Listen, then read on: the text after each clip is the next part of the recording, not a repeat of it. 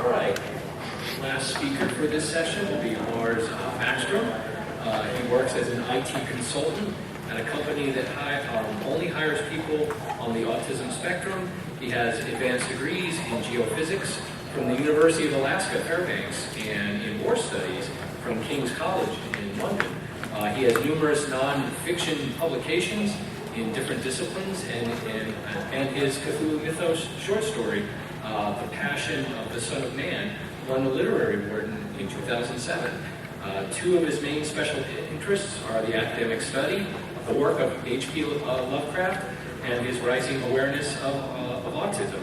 And he has previously presented at Providence Necronomicon at the Armitage Symposium. So let's welcome Lars.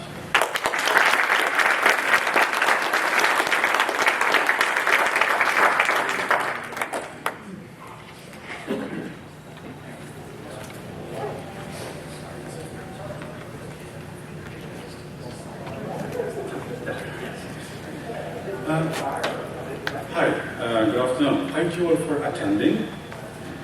My presentation here this afternoon is In Search of the Lost Kitab-Al-Azif. You and I myself actually can ask, why do I spend countless hours researching and analyzing a fictional text in a fictional universe? The easiest answer is that I, on and off for the last several years, I've been tinkering with a novella where one of the premises is that the government in the novella has access to the most oldest version of the Necronomicon.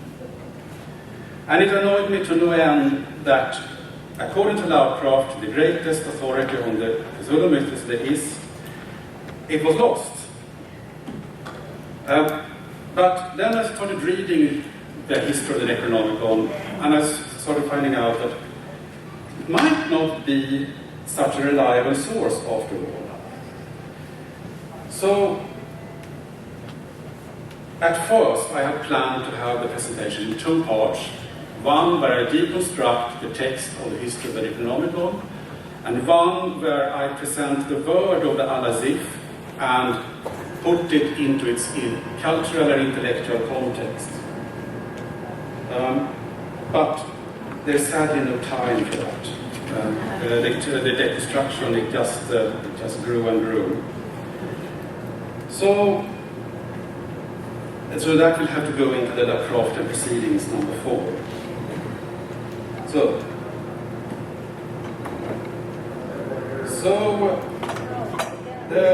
be that as it may, I will also hereafter refer to the history of the Necronomicon as the text. So I start with presenting the two hypotheses that I have for my presentation.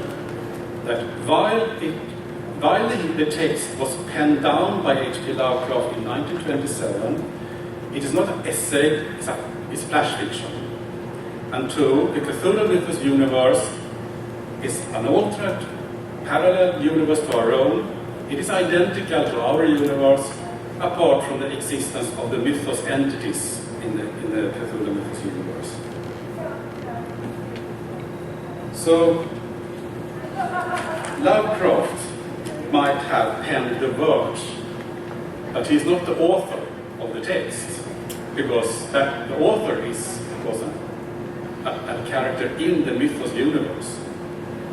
So perhaps one of the thoughts pop up, is it Henry Armitage, in whose honor we hold this symposium? Well, no, he would not have done, such an illustrious scholar would not have done such a short job with the research. So,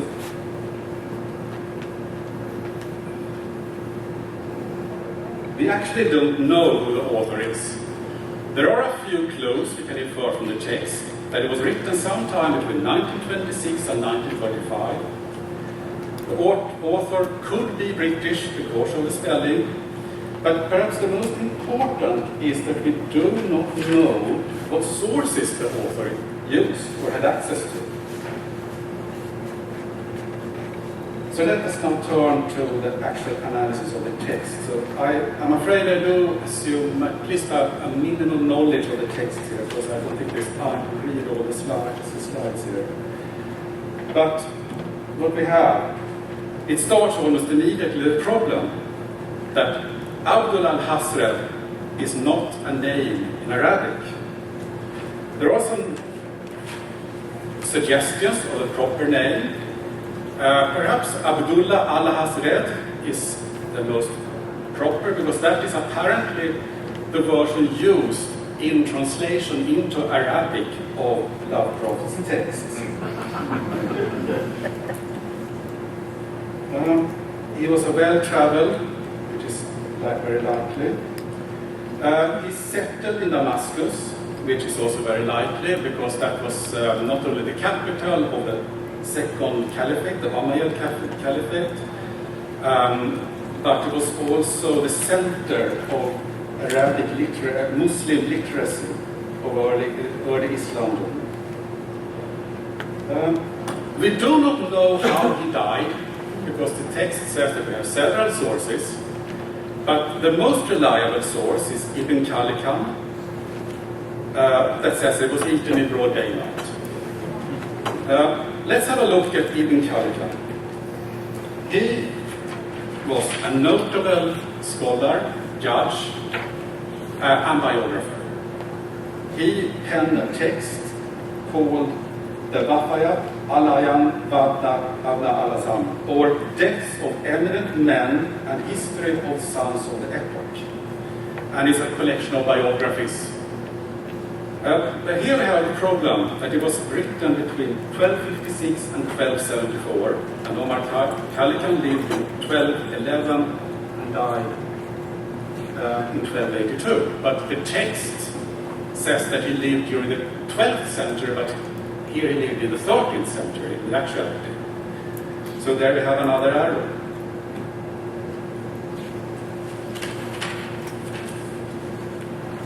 And here we have that the author claims that the Mad Arab was a lukewarm Muslim. And I have to say that this was the formative epoch of Islam, but the main tenet of Islam is that you worship one God, Allah, who is indivisible. There are angels and there are holy, there are saints in Islam, but they are not worshipped as other than holy, than human beings. So saying that a lukewarm Muslim worshipping Yog-Sothoth and Cthulhu, that's a contradiction. You just couldn't do it. He was not a Muslim at all.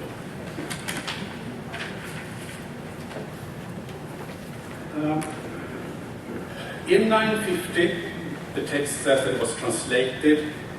It had a wide spread. It was widely read among scholars of the time, which is actually quite likely because this was, the height of the Arab, the Muslim Enlightenment. It is not quite correct, but it was the height of the Abbasid Caliphate Enlightenment. It was translated into Greek by a character called Theodoros Philetas of Constantinople. And we can inflict here that Abdullah al-Hasred was a poet, but most of the fragments we have of the Necronomicon are prose. So the translators at one point, they decided, one of the translators decided, okay, now we are actually translating meaning, not form. The other point I would like to make is that Philetas, there's only one instance of that name, and that is an early Hellenic poet, Philetas of Kos, lived in 3rd century before current era. But there are versions, this is the version Phileotas, evidence from the 9th and 11th century. So that can also be kind of some dicey research here. It was suppressed by the patriarch Michael Kerularius. he ruled Constantinople. He was Patriarch of Constantinople between 1043 and 1059. Perhaps the Patriarch Michael is best known for being excommunicated by Cardinal Humbert and then excommunicating him back in 1054. And that is by many taken as the initiation of the great schism between Catholic and Orthodox Christianity, even though the excommunications were personal and not against any ecclesiastical institution or office. He was accused of treason and heresy in 1058, but he died before he went to trial. The accusation was drawn up by Michael Psellus,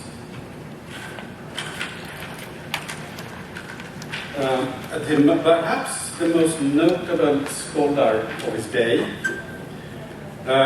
He wrote treatises on alchemy, and he wrote a discussion, a dialogue on the classification of demons, the Operatione Demonium, around 1050.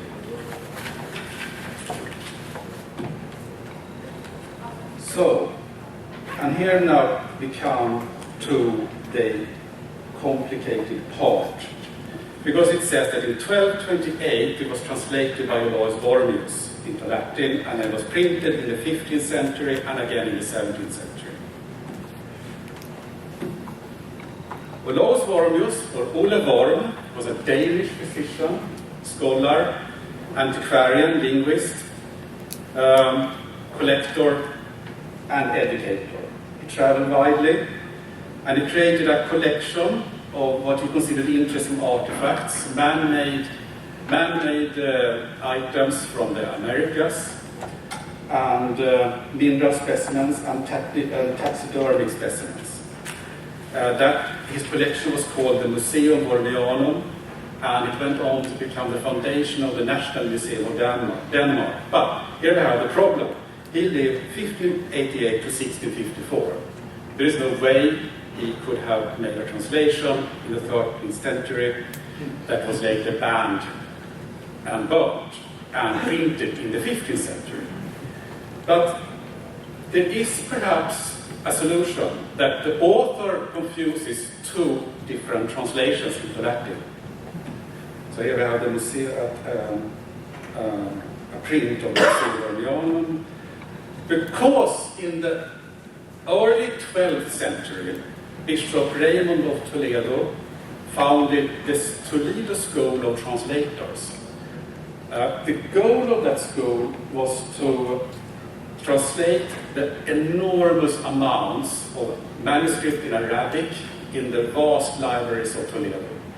He wanted to spread the ancient Greek classical texts and cutting-edge Muslim scholarship to Latin Western Christendom. And it flourished until the rule of the Castilian king Alfonso X, also known as the Vice. During his time, the manuscripts started being translated actually to Castilian. After his death, it was closed in 1284. But it's of course quite possible, quite likely that the Al-Azif also was translated at that time. I even can find a name for a possible translator, Michael Scotus, Martin the Scot, who died in 1232. And there's also a possible name of somebody that alerted Pope Gregorius IX to the existence of the text. It is Cardinal John of Toledo, who died in 1275. And what about, so that means that the 15th century text was actually the Toledo edition. But what about the 17th century text? It claims that it was probably written in Spain, but now we are talking the height of the Counter-Reformation, the wars of religion, and so it's a cultural and physical distance between Denmark and Spain. The answer might be that it was printed in the Spanish Netherlands, which roughly is equal to modern-day Belgium. but it's still somewhat short scholarship. So, it was banned. Both the Latin and Greek editions were banned in 1232. Pope Gregory IX, he's an interesting character also. He is known, apart from banning the Latin and Greek editions of the Necronomicon, he's known for his great feud with the Emperor Frederick II of the Holy Roman Empire. And he reorganized the existing Inquisition and centralized it into the Papal Inquisition in 1233. Kind of an interesting coincidence there. So he still wanted to condemn heretics as much as anyone of that day, but he wanted due process and avoid mob rule. He also was caused the destruction of over 10,000 Talmudic manuscripts in 1242 after the disputations in Paris between Jewish and Christian scholars. It's also interesting that this coincides with the so-called Condemnations of Paris, which was a series of 16 lists drawn up in the 13th and 14th century, banning work considered heretical. Was mainly aimed towards Aristotelian philosophy, but there were also texts dealing with witchcraft and magic. And these condemnations of Paris were partly inspired, at least, by the influx of Latin manuscripts from the School of Translators in Toledo. So, but here we have an interesting. So, if Wormius in his preface says that it was the original Al-Azif was lost at his time, as best to his knowledge, it means it could have been extant as far as Wormius knows up until the 17th century.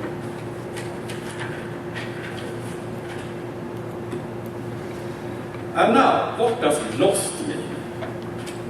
It seems to me, to the best of my understanding, that most commentators on Lovecraft think that it was destroyed by Al-Azif. But lost can also mean as me being lost on my way here in the corridors of Omni to the Bristol Kent room. Or it can be lost as my wedding ring that was swept under the bed by one of our cats, and you just simply can't find it. But the point is that in the last second two examples, it's not irrevocably lost, at least I hope not so. And old ancient manuscripts and books that have been thought lost, they do appear from time to time.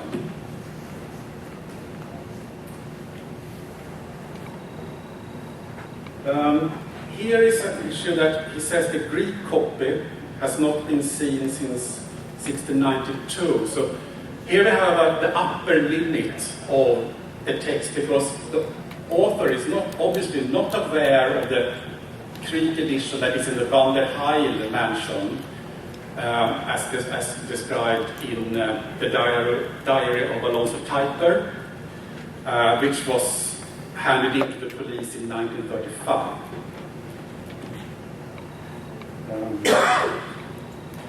So, now we have the translation of Dr. D into English. Dr. D was English polymath, had a large library, accused of witchcraft in 1555, and was Queen Elizabeth I of England's philosopher, and became increasingly interested in magic in 1580. But the text says that it was never printed and it only exists in fragments. But that is, I feel, directly contradicted in the Dunwich Horror, where it actually is written that Wilbur Whately has one copy, a copy of the Dee's imperfect edition, translation. So that implies, first it implies that there are apparently several copies, and then also why would a New England Wilbur Whately in the Outback possess the only copy of the English translation of the Necronomicon? And it also says it exists only in fragments, but the copy of Wilbur Wakely has 751 pages at least. That is a hefty fragment.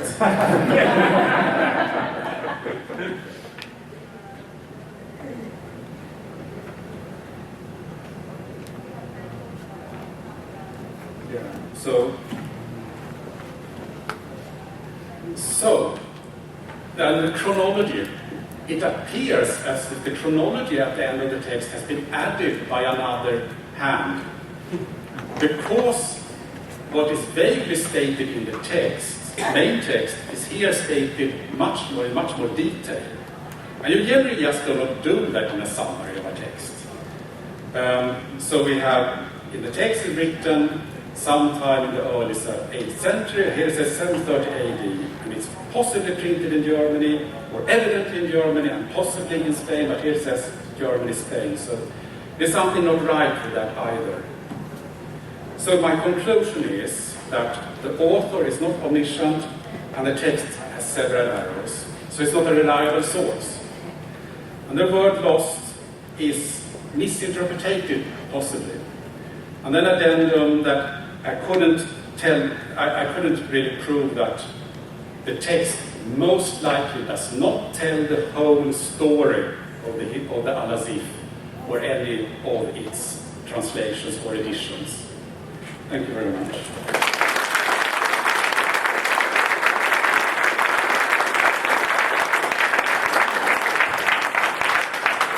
Thank you very much.